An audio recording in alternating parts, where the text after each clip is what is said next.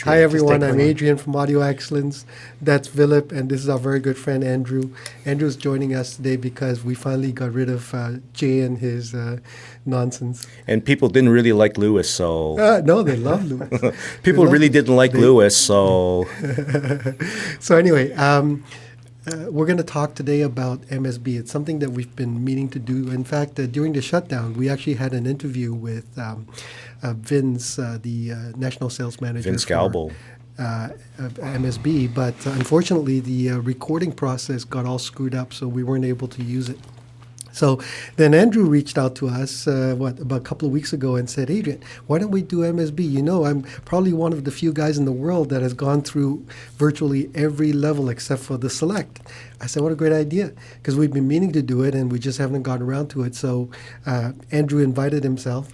So well, actually, I have a different version of how that happened, Adrian, because, you know, the viewers may not realize that, you know, Adrian is actually cutthroat. Oh. And I got a call from him saying, you know, Andrew, I'll fire you as a client if you don't come in here and support my videos, which, by the way, I'm happy to support. One of the best books in the world, Fire Your Client, Fire Your Customer. Yeah, it's actually not as terrible as it sounds, but it actually is.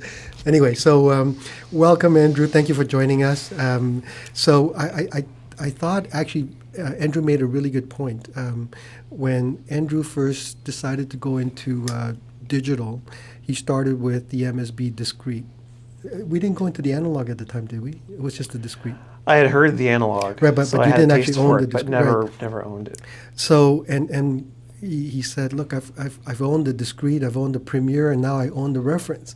And he's in a unique position to comment about each one of those and how they change the perspective and the sound quality. So why don't we start with that? Andrew, why don't you tell everybody a little bit about your background, just a little bit, so we keep your privacy in at the same time, what the system is and how it's evolved.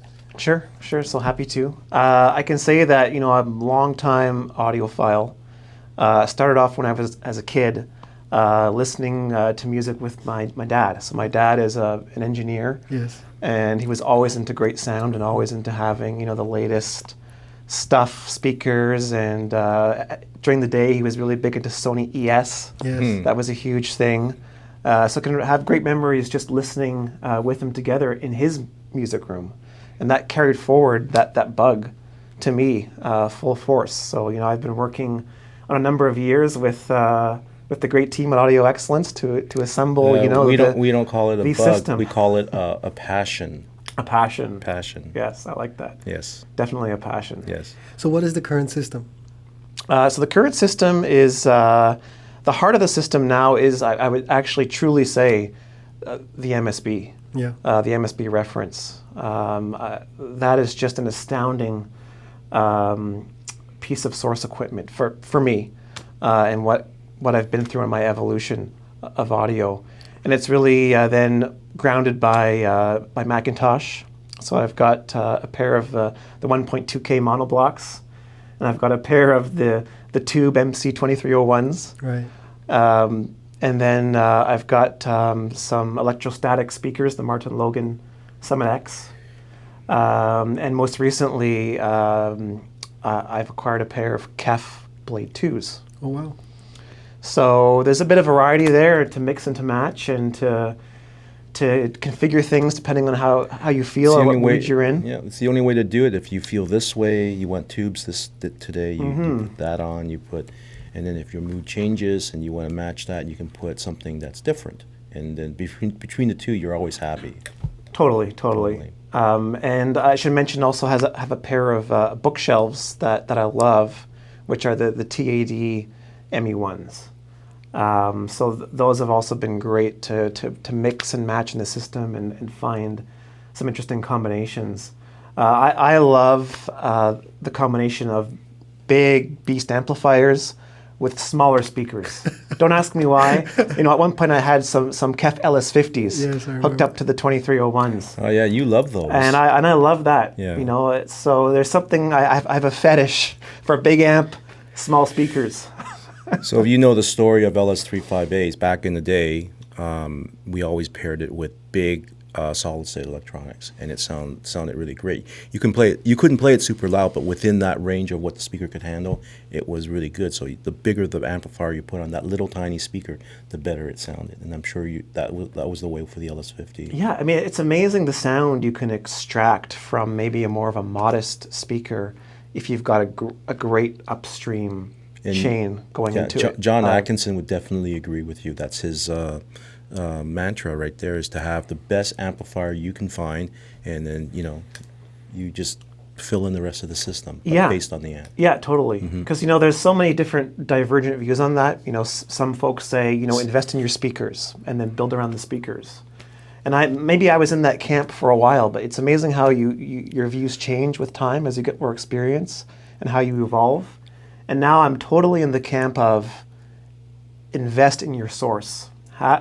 Put as much as you can in terms of your personal investment into that source, and then build around that. So I think that comes back to MSB truly being the heart of my system. Yeah, so why don't we start with that? So what were your first impressions when you had the Discrete? So if I could just back up a little bit, how I first heard MSB. You had an event here which was phenomenal. It was a Wilson event where you had the MSB reference in the room, driving a pair. I think it was the Wilson Alexia 2s, and you had the gentleman from Wilson here who was incredible, Peter. doing that demonstration. And I was blown away that day by what I had heard, and I said, Adrian, can I take the reference home for a demo and hear how it sounds? So I brought it home to my system, plugged it in, and it took me back to the days where I had this emotional connection with my albums. I started putting on some classic CDs, like, for example, Red Hot Chili Peppers, Blood Sugar Sex Magic. That was a high school album that was huge for me. Or Hole, Live Through This. And I'd play them through the MSB. Took me back to when I first heard those. The emotion that came through was astounding to me. I was just floored. And I think what I likened it to was during those days, I was playing cassette tapes. Oh, yes. Right? It was cassette tapes through a Walkman. Yes. And because my dad was an audiophile, I didn't have one of those big chunky yellow Walkmans, the Sony ones that everyone had. I had the sleek metal case Sony ES, because I'd get his trickle-down stuff, because he'd be always upgrading and going through. He'd want the smallest and most compact, state-of-the-art tape player. And so it brought me back to how those albums how I heard them on tape. That's really what the Reference DAC made me feel. So Vince will be happy to know, Vince, when you watch this, that Andrew thinks that the Reference sounds like a $500 cassette deck. Hey! I had Walkman Pro WM2, and I still own it, and it was phenomenal sounding. It couldn't record because it didn't do that, right? But it was a little tiny metal Walkman, and it sounded great, and I used it for a long time. And again, just for reference, the Reference DAC starts at $39,500 compared to a $500 Walkman. So Vince, you guys have really done a great job. Now listen, I'm talking about the emotional impact, right? Because there's something with tape, right? Like tape it's analog. It's analog, and so I think it's a compliment of the highest order that the Reference was able to bring that feeling back to me. Like, this is something I'd been after for years. Yeah. And so from there, I went on this quest to get an MSB source in my system, and started off with the Discrete. Right. I remember you coming in just before Christmas, and we had just gotten our Discrete, and I put it all together, and I was listening to it, and I was like gobsmacked, because it was so much better, in my opinion, than the analog, which we had in here before. It was like, oh, I need to own this. That's what I was thinking. Every time I come across something I like, I think I have to own this. And then you walked in. I walked in, I remember, and you had the legacy speakers hooked up to it. And it had the dual power supplies. Yes. And we were playing some Tidal. And you ended up staying 2 hours. Yeah. You didn't leave until 9 p.m. I'm going Gorgeous like, oh sound. my God, Andrew's going to Just- keep me here all night. And Gorgeous sound. all I said to you was that just listen to this, listen to the bass, and that's all I said to you. Yeah. And then you just basically, ignored me for 2 hours. Yeah, I remember I queued up a track I'd been listening to, an old Tina Turner album. And I still remember it, Private Dancer Yep. was the track. Heard that with the Discrete on the Legacy speakers. It was, again, coming back to like that emotional connection, right what I experienced with the Reference. It was all there. Mm-hmm.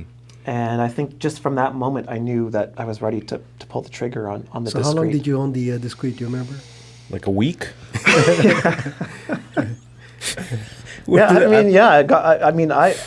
I loved that Discrete. I mean, it was so good. You it was immediately phenomenal. had to order the other one. But I guess I have the curiosity.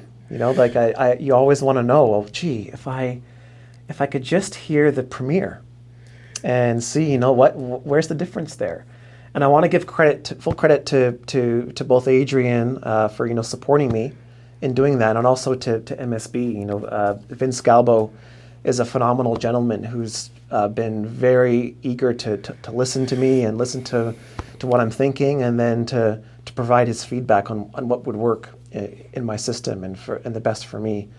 And so you've both been there the whole step of the way. So I heard improvements as I went up the line. That was the interesting thing. Like, there's clear and definitive exciting things that happen as you move up that MSB line. So the two things that I remember from this whole process when you were going through this is that you did order the Premier, and then you asked me about changing the color of the display to match the Macintosh stuff, Yes. which Vince did do for you. Which Vince did do eventually. for me. Yes. And then when your unit got delivered and so forth, I didn't realize that you had ordered the Reference as well, and then it showed up one day. I asked Adrian, "Who's this for?" We're jumping too fast. Oh, So, well. what were your thoughts with the Premier? The Premier over the Discrete. So I would say it's a good question. I think the Premier provides another layer of resolution and openness. It kind of just builds on what you hear with the Discrete, but perhaps gives you that other 90th percentile of detail. And extreme resolution, but yet not losing, that smooth sounding, MSB organic sound. I know you guys don't like the word organic. I see He doesn't like it. I use it all the time. Grinning there, but that natural MSB sound. So when I plugged in that Premier, that's what I heard. It was a bigger, more open sound. More of the same, but just better, But I want to mention one comment that Philip made. This was a while back, that really resonated with me, and I thought he was bang on, in that the sweet spot for MSB, I think, is really with those dual power supplies. So if you get that Discrete, because it comes with the one power supply, but if you get the dual power supplies, that is just a phenomenal great point to get into MSB. It's I think it hits the right mark. If you want 80% of kind of where I'm at now with the Reference, for me that was a great combination. I really loved that combination. It almost, to my ears, kind of outperformed what I heard with the Premier. There was something about that combination. So let's that I really clarify. loved. You're talking about the Discrete specifically? Yeah. Now, the Discrete has the option of staying with the standard power supply, which is a half-size power supply. Jerry can insert the pictures later. Or also the full-size Premier power supply. Is that what you mean? That's what I mean, yeah. That's what I mean. No. Yeah. What he means So- is that you can use two of the smaller ones. So that's an option. You can add a second power supply, or then you can order it with the Premier power base. So there's two options available. Right. I'm talking about the little guys. There's the standard Discrete little guy power supply that Right. it comes with. and then you can optionally order the second one. And that's how I originally had that discrete configured, and it's great. I think that's a phenomenal combination. Okay, and then you went to the Premier. Now, the Premier, did you order it with the Premier? Premier with the Premier power base. Yes, correct. So, don't get me wrong. There's a clear bump in performance with that Premier. It's beautiful. But I'm thinking now of just putting on my hat of somebody who wants to get into MSB. I loved that just initial combination of the discrete with the dual power supplies. It hit the right mark for me. In fact, one of my clients, Mark, that's what he purchased. He wanted to buy the power base, but it was a little bit beyond his his allotted budget from his better half, and so he ended up buying two of the smaller power supplies. And when we were sitting in the room listening to all the music he really loved, having two of them gives you a kind of a fun factor that you don't get, in an audiophile system. So it's maybe anti-audiophile in a sense because you don't get increased resolution and all that other good stuff, but you do get a kind of like joy to it that is kind of beyond the price point. Yeah, that's a good word. I think joy is that's what I felt. Is there's just this. It makes everything fun. To listen to. Yeah. Okay. And then, how long did you own that before you jumped up to the reference? Not too long. No. Like I said, it just showed up one day. I'm going like, who's this for? Yeah, but I think it really is a tribute to a company like MSB in that, every time I made the investment to move up the chain, it paid dividends. I was hearing and feeling the results that I was hoping for. So that gave me the confidence to move up into the reference. And then I'd say, I tried to go as much all out as I could. So I did the constant impedance volume control. I did the Femto 77 clock. Okay. I put in the Pro ISL input, which is mind-blowingly amazing in terms of a digital input.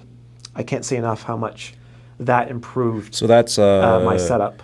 USB to optical back to whatever is the module. To the proprietary ISL connection. The MSB connection. And the amazing thing about that is that it's not priced any more than their other connections. Right. So, if you opt for this one, if you're going to opt for an external connection into the unit with a module, that's the module to get.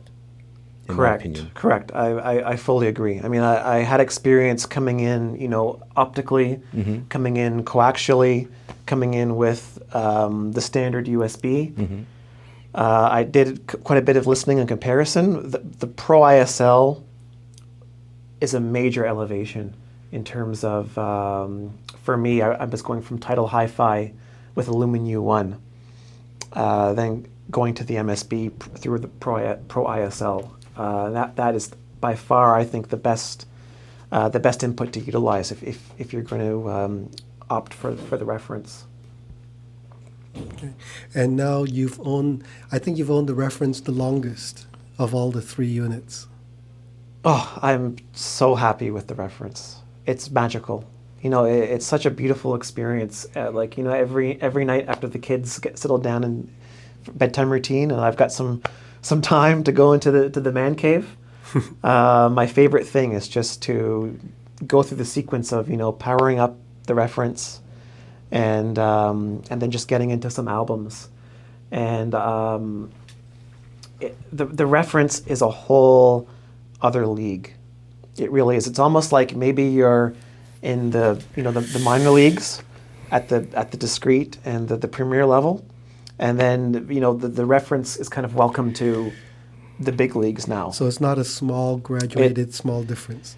To me it was night and day when I got that reference. It brought me back full circle to the day that you had the Wilson event here with that MSB, and I've been able to replicate that at home, which has been so incredible to be able to do. I feel privileged and thankful that I can do that now at home. So my memory of that time when Vince first left the reference here was that I would set it up and I'd get it playing for like a day, and then you would call and say, I need to borrow it. I'm coming right now. Pack it up. pack it up. And then so for most of the time that the unit was available to us, you were listening to it. So I was very surprised when you didn't pull the trigger to do something about that. And then, but of course, I understand eventually it all came around and you did it anyways. So congratulations and thank you. So what's next with MSB? I just have so much confidence in their product line and in what they're doing that I'm going to continue to be an advocate and hopefully an investor there and put my money where my mouth is. I would love to one day aspire to the Select and perhaps aspire to their best clock, which is the Femto 33. I believe actually we're trying to get you a Femto 33 to try. Vince is trying his best to do that to make it happen. So hopefully shortly we'll be able to do that. Yes, work your magic, Yeah. Adrian. Yeah, I'm looking forward to that. We're doing our Absolutely. I've had some great conversations with Vince Galbo. Really, really interesting stuff. And he says the co-owners of MSB, so the two brothers, they're really driven by empirical research, data, and measuring the results. And they're not so much, into the sitting down and listening and really kind of articulating that piece. They're engineers and they're very data driven. But what they've seen though is the correlation between they aspire for these incredible numbers in terms of how the DACs measure for things like noise floor, dynamic range. And when they hit those lofty goals, then they get that feedback from their clients that, oh my gosh, this just blew my mind, what I'm hearing. So that's what motivates them, to do their great work. Yeah, and I believe Vince is the ears of the organization. Right. Yeah, he goes over and or they send him the samples and then he tests it in his own system. Yeah. Right. Yeah. Well, that's wonderful. Any last words before we wrap up? Because I think it's getting close to time. Any last words? Can we get a reference for the store? One day. Oh, wait. Andrew, can we borrow yours? That's right. Anytime. I want to say you guys are welcome to come on over and have a listen. I'd love to have you. Maybe we can do a remote, video one day from show some client rooms. Yeah, well, and see what's we've got a lot of ideas there for videos and so on. But yeah, it's really gratifying, everybody, that Andrew's one of our many clients who are just so good to us. And by the way, this is not unusual. Our clients are literally friends, and we just as we speak on the video here, we speak to each other just like that, except Andrew will throw in a bunch of curse words at me if I don't give him the deal he wants, and we'll call each other names. But other than that, we're just so grateful that in our industry and in our business we can have this kind of relationship, and it makes the business all the more satisfying to be involved in. So anyway, whatever he said, I generally agree, because I've not had the pleasure and opportunity to have the reference in our system for very long, other than when Vince drops off a couple of samples once in a while. But as far as the Discrete's concerned, I've not heard anything more musical or more enjoyable for any length of time where you want to hear and enjoy your digital source. So a big thumbs up as far as I'm concerned for MSB. Sorry, go ahead. Last words. I agree. I fully agree. I mean, I can't say it better than what you just said. Yeah. So I can't top what Andrew's experience is. I mean, it's the real deal. There's no. It's just it is all that good. It's amazing. You just got to hear it for yourself. It's just one of the best experiences you can have in audio. Yeah, I should also, before we wrap up, give some numbers and figures. So the Discrete is $99.50 US. That's where it starts, and then you have options to get into additional power supplies. The Premier DAC is $19.5, and again, you have the options of adding a better clock or a bigger power supply. The Reference DAC is $39.5. And then the way that Andrew spec'd it out, he also has the preamp output module, which effectively allows you to not use a traditional preamp. You can just use the DAC now as your preamp, and then if you use turntables, you'll need a phono stage on top of that. That's a $6,000 upgrade, and then they offer you 2 additional femto clock modules. Again, if you have any questions and things like that, just give us a call or send us an email, and we can help you with that. Anyway, to wrap it up, I'm Adrian from Audio Excellence. Philip and Andrew, thank you very much for joining us. Appreciate it, and we'll see you again next time. Bye-bye.